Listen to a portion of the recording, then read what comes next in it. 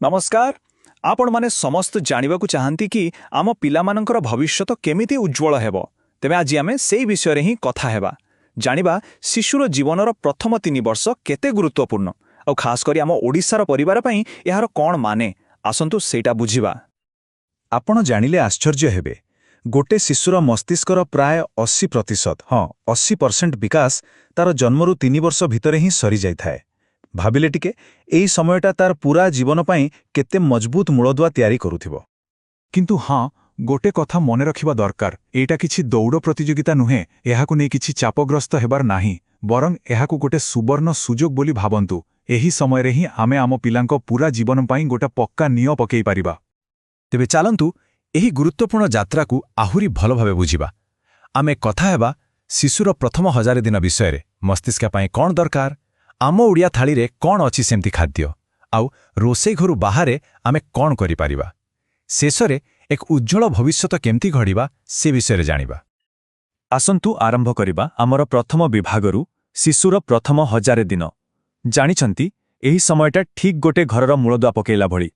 आउ मूलदुआ जेते शक्त हेबो घरटा सेते दमदार हेबो, सेटा तो समस्ते जानंती। ताहेले प्रश्न उठुची एही प्रारंभिक मस्तिष्क विकास कोन? देखंतु एइटा हेउछि गर्भावस्थारु आरंभ करी पिलार 3 वर्ष पर्यंत समय। एही समय रे ता मुंड भितरे कोटी कोटी मस्तिष्क कोशिका तयारी हुए आउ परस्पर सह जोड़ी हुए, जेमिति कि छोट छोट रास्ता तयारी होउछि। आउ एई रास्ता गुला कही तार भविष्यतर पाठपढ़ा आउ स्वास्थ्यर नक्शा तयारी करे। अच्छा, घर तो तयारी हबो, किंतु कोन रे? भल इटा सीमेंट बालिता दरकार। ठीक सेमिति आम पिलांको मस्तिष्क पई भी किछि खास बिल्डिंग मटेरियल दरकार। तेबे चलंतु देखिबा सेगुड़िक कोन। एई देखंतु वैज्ञानिक माने कहउछंती किछि जिनिस अति जरूरी, जेमिति कि omega 3 fatty acid, choline, antioxidant आउ फॉलेट, आयरन, विटामिन बी आउ जिंक। एसबु ना सुनी डरिबार किछि नाही। एगुड़िक होउछि सेही पोषक तत्व जहा मस्तिष्क को सुस्थ रखे और ठीक भावर काम करिबारे सहाय्य करे। हेले सबुठु मजा कथा कोन जानंती? एई जो बड़ बड़ ना आमे सुनिले से सबु पाइबा पई हमकु कुआडे जिबाकु पड़िबानी। सबु किछि आम निज ओडिया रोसई घरे ही अछि। चलंतु देखिबा आम पिलांको थाली रे कोन सबु अछि। आउ प्रथमे आसुछि आम समस्तंकर प्रिय माछ। प्राय सबु ओडिया घरे एहा तो मिलिबो ही मिलिबो। ताहले माछ काहे कि एते जरूरी? कारण एइथिरे भरी की रहिछि सेई ओमेगा 3। मने अछि तो? एगुडाक हेउछि मस्तिष्क कोशिका पई सबुठु दरकारी इटा। एहा स्मरण शक्ति बढ़ाए आउ पिलाकु शीघ्र शिखिबारे सहाय्य करे। माछ परे आउ कोन? आम घरर दही आउ छेना। एगुडिक तो आम खाइबार एक मुख्य अंश। देखंतु दही आउ छेनारे प्रोटीन आउ विटामिन बी प्रचुर मिले। आउ एही दुईटा जिनिस मस्तिष्कर टिश्यू को बढ़िबारे सहाय्य करे आउ पूरा स्नायु सिस्टम को माने नर्वस सिस्टम को ठीक रखे। आउ तापरे आसिला आम बाड़ी बगिचार सबुज सुना साग। कोसला हेउ के लेउटिया, साग बिना तो आम खाइबा अधा। जानिछंती साग भितरे धाए एंटीऑक्सीडेंट, फॉलेट आउ आयरन। एगुड़िक मस्तिष्कर कोशिका पाई गोटे बॉडीगार्ड भड़ी काम करंती। ताकु क्षति हबारु बंचायंती आउ पिलार बुझिबा चिंता करिबा शक्ति को बढ़ांती। एबे कथा आबा डाली विषय रे। डाली बिना आम भात थाली तो कल्पना भी करि हुएनी, नुहे कि? डाली हेउछि मस्तिष्क पई पेट्रोल भଳି।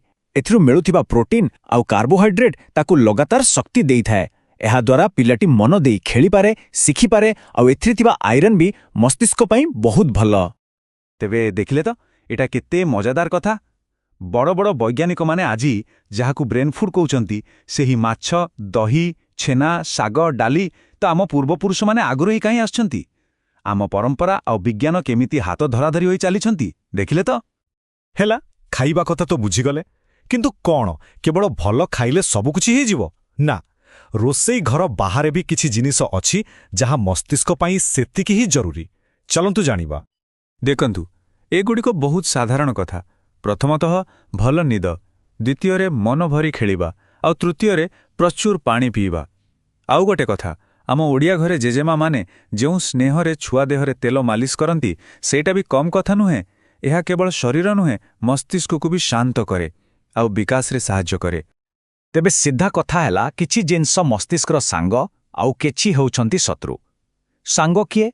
भल निद, खेलकूद ପାଣି ଆଉ ଆମ ଘର ତିଆରି ସମ୍ପୂର୍ଣ୍ଣ ଖାଦ୍ୟ।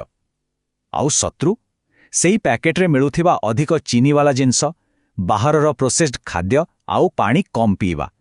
ଏଗୁଡ଼ିକଠୁ ପିଲାଙ୍କୁ ଦୂରେଇ ରଖିବା ଭଲ। ତେବେ ଆମେ ଆସି ଏକଦମ ଶେଷ ପର୍ଯ୍ୟାୟରେ ପହଞ୍ଚିଗଲେଣି। ଆମେ ଯାହା ବି ଆଲୋଚନା କଲେ ସେସବୁ ମିଶି ପିଲାର ଏକ ଉଜ୍ଜ୍ୱଳ ଭବିଷ୍ୟତ ତିଆରି କରେ। ଆଉ ମନେ ରଖନ୍ତୁ, এই ଛୋଟ ଛୋଟ ଯତ୍ନ ହିଁ ତା ପାଇଁ ଜୀବନ ସାରା ସବୁଠୁ ବଡ଼ ଉପହାର। ତେଣୁ ପୂରା ଆଲୋଚନାର ସାରାଂଶ ହେଉଛି ଏଇଆ, ଆମକୁ କିଛି ବଡ଼ କାମ କରିବାର ନାହିଁ। ଆମ ନିଜ ରୋଷେଇ ଘରର ସେହି ପରିଚିତ ଖାଦ୍ୟ ଦ୍ୱାରା ହିଁ ଆମେ ଆମ ପିଲାଙ୍କୁ ଜୀବନସାରା ଶିଖିବା ପାଇଁ ସବୁଠୁ ଶକ୍ତ ମୂଳଦୁଆଟେ ଦେଇପାରିବା। ତେବେ ଯିବା ପୂର୍ବରୁ ଆସନ୍ତୁ ସମସ୍ତେ ନିଜକୁ ଗୋଟିଏ ପ୍ରଶ୍ନ ପଚାରିବା।